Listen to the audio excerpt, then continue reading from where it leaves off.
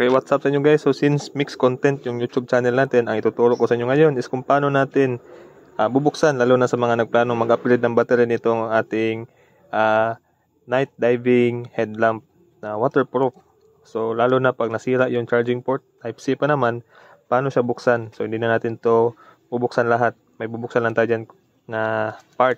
Napakadali lang po. So alam ko sa inyo, sa atin na maraming nakagamit na din ng ganitong klaseng flashlight kasi subok na natin tong diving flashlight na ito. Matagal din siya malobat kaso one mode lang siya, isang mode lang yung ilaw niya, wala nang iba, at naka magnetic switch siya, so kaya pang diving talaga siya.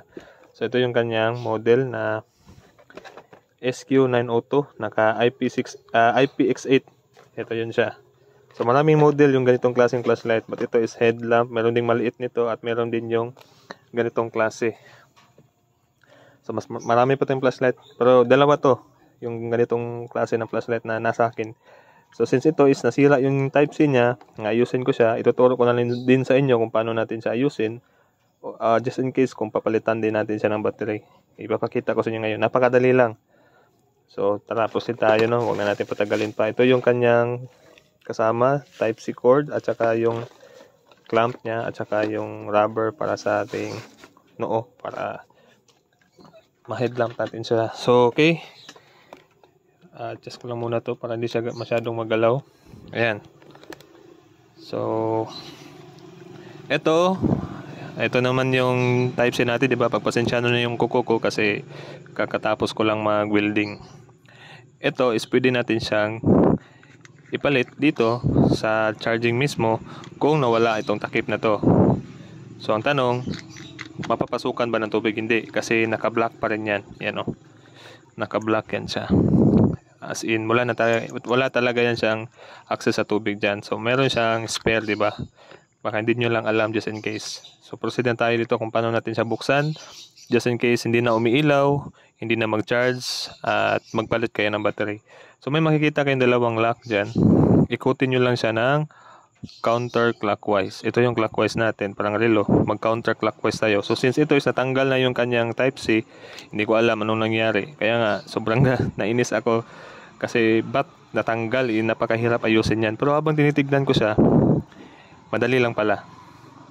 Kasi akala ko machine lock siya, naka-lock talaga siya, machine ang gamit. So imposible naman, 'di ba? May battery sa loob, may wire sa loob. So dapat malusaw 'yun sa sobrang init kasi hinuhulma 'yun pag lock. So alam kong kung paano nila nilagay 'yon, mayroon tayong access kung paano siya i-open. So tweezer yung gamit ko dito. Itong lock na to is ikutin lang natin pa counterclockwise. Pwede din mga matulis or like kutsilyo na maliit. Ayun. Pag natulak na natin, pwede na natin tong iangat. Yan o. Dandahan lang ha. Pwede din tayo dito magangat sa mismong pinagtulakan natin ng lock. Tumigas siya. Ayun. Ayun, kulang pa pala. So since natanggal ko naman yung Type-C, pwede ako mag-ikot dito. Pero kung meron pa yung charger port ninyo, wag nyo siyang subukan na ikutin dito. Itulak nyo lang talaga yan siya. Then mapifeel nyo naman na umaangat na siya. Yan o. Diba? Yun. So ang pagbalik, meron yan siyang parang kanal dyan. Yun o. Kita ba?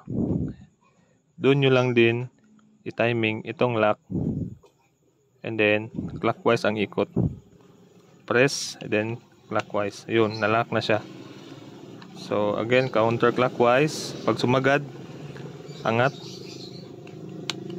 Then pag naangat na natin, dahan-dahan lang, meron yan siyang battery na ang model is walang model. Hanapan nyo na lang siya ng kaparehas. Same lang siya sa vape.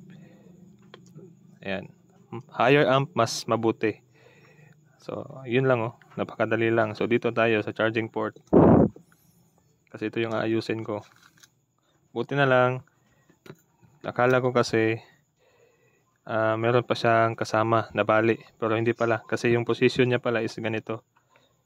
Buti na lang meron pa siyang mga pin. Hindi ko alam kung makikita niyo pa ba dyan. Yan, buti na lang mahihinang ko siya ulit. Ito yung pinag-alala ko kasi baka sumama yung nabali siya, so mahirap na. Kaya nainis ako kanina nung pinakita sa akin ni Papa kasi ginagamit niya to pag magano siya ng baka sa farm. Yun. Gabi kasi siya nagano kasi trabaho siya ng madaling araw, gabi na din siya makauwi. Kaya gabi siya tugway tawag sa amin yun, kung Bisaya, hindi ko alam kung ano sa Tagalog yung magligpit ng baka. Ayan. So ihinan ko lang, basta ganun lang yung gagawin ninyo. Ito is guide lang din. So yun, napakadali lang, di ba? Yan o. So red dito, negative to eh. Yun yung problema ng China, binabaliktad nila. Yung white is sa positive. Yan o, B plus. Yung white. Di ko alam kung ano yung sa inyo. Basta yung China kasi is assemble. Kung assemble na lang yan sila. Yan, ito yung positive. Yung parang may star. Yung flat, yan yung negative. So, ito papunta na to sa ilaw. So, kung gusto nyo mag-upgrade ng battery, pwede. Sakto naman dyan. Basta same size, higher amp, mas maganda. So, yun lang. Kung ibabalik nyo, ganun lang din kung paano nyo siya binuksan. Basta, wag nyo lang siyang wasakin. Yung thread, alagaan nyo yung thread para hindi siya mapasukan ng tubig. Pero yung importante dito is ito namang O-ring or oil seal O-ring niya. Yung rubber O-ring niya. So, thanks for watching Ricky Neutron on YouTube from Tulilabo City. Subscribe for more mixed content video.